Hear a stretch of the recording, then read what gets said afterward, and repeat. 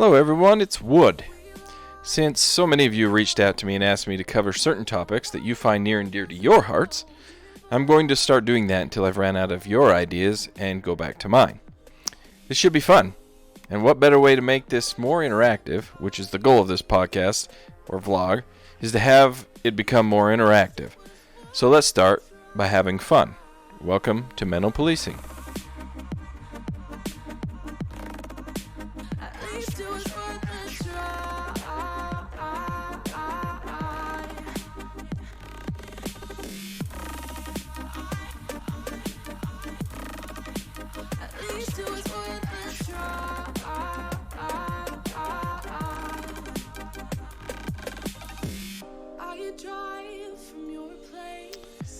Like I said, this is Wood, and my topic this week may have been hidden in the description just a little bit. But it was a little game to see if you could pick up on it. We're going to be talking about having fun. Strange topic? Yes. I think the last few were a bit heavy, and that was intentional.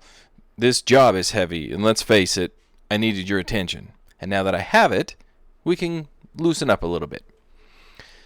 So in episode 1, The Late Shift, I told a story about my open mic experience for all the world to hear. Me screaming high pitch, like I just had a spider just landed on my cheek. Well, let me tell you another story about working late.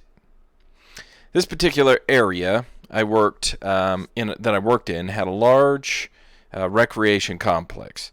It was huge. It was always busy during the spring, summer, and into the fall. Sometimes people and games would run into the late hours, sometimes into midnight. And one year, the recreation department purchased and built a brand new storage garage. It kept all sorts of equipment in them. Some had sports equipment, some had lawnmowers, and others, I'm sure, hold secrets that only the walls will tell. Who knows? Anyway, it doesn't matter. These were large garages that stored a large amount of equipment.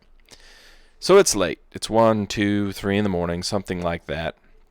My crew gets called out to one of these garages. The man door was open. This isn't normal because they're always locked up tight due to the amount of valuables that are inside of them.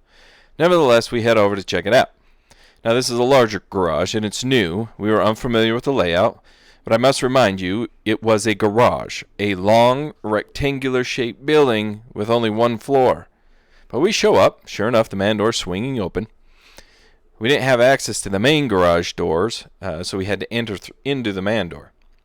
So the three of us cautiously approach. First guy in, boom, to his left. Second guy in, boom, opposite corner. Third guy, that's me, boom, right in. I'm staring down the center of, you guessed it, a garage with sporting equipment on the sides. Okay. So we can see almost immediately that there's no threat in this garage.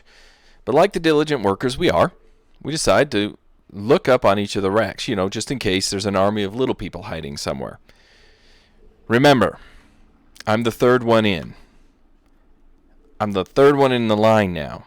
And we're nearing the end, and by this point, there are no guns are out, and we're just kind of admiring the equipment and the amount of storage they have in this thing. Well, I look over to the adjacent table, and what do I see? An air horn. I'm pretty sure I had my name on it and was calling out to me, so naturally, I picked it up. And as the two guys were deep in thought, and they're looking away from me, and they're looking at the equipment, I did what any responsible grown child would do. I blared the air horn, head height, right in between them. And for a moment I thought to myself, dear God, what did I just do? I'm going to get hurt. Then I heard what can only be described as a cat at 2 a.m. in a fight with a raccoon while it's sucking helium. It was a shriek from a man that I did not believe was possible. As that yell was being released, I saw the broad shoulders from another man turn towards me with two outstretched hands, thinking I'm going to get strangled. Those hands grabbed my hands and the air horn and squozed the life out of both of them. I'm pretty sure that the can spoke to me and said, "This hurts," because I know my hands were. The second these two reactions happened, they were immediately followed by hysterical laughter. And that laughter, it's the laughter that can't be controlled or faked. The belly roll, the eye watering, the kind you long for and you remember for years and years and years. This was many, many years ago, and I still remember this.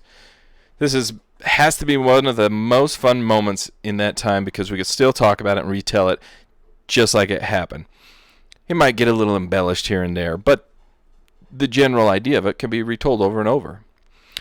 Now, I would never recommend this to anyone in this situation. In hindsight, I was probably an idiot, but it was fun. And there are many examples of having fun at work, and I don't mean just pranks.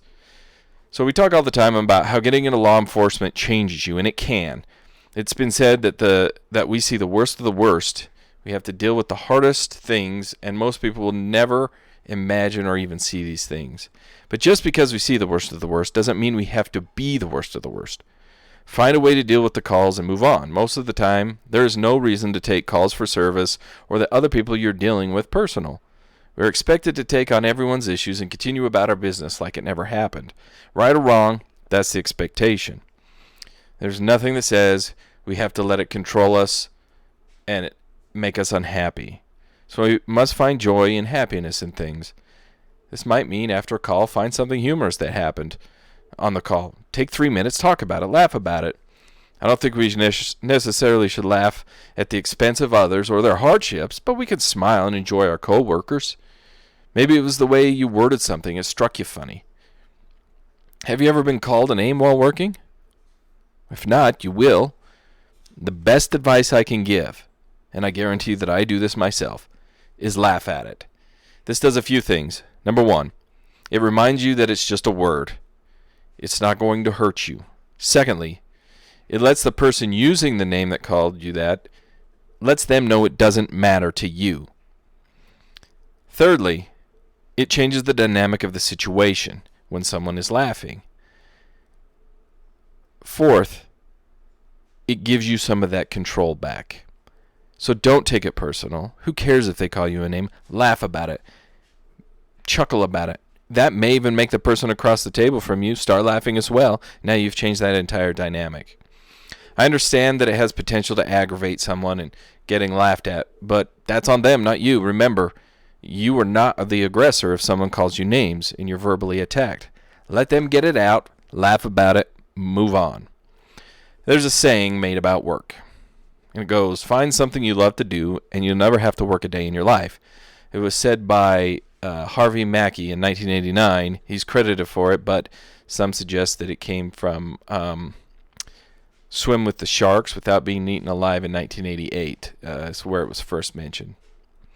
When we start this career, we find joy in it. We laugh, we joke, we're optimistic. Somewhere along the way, that gets lost. So find it. What brings you joy at work? And you can't say watching others fail around you brings you joy. Find positive moments in your job and build from those. We have a choice whether or not we want to be happy or if we want something to affect us negatively.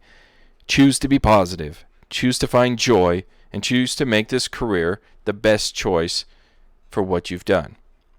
We need good men and women to suit up every day, and we need them to be happy and mentally healthy. So whatever you do to find fun at work, find it and practice it. So guys, this is Wood. I thank you for listening to Mental Policing. Remember, stay safe and have fun because you owe it to yourself. We'll see you on the next.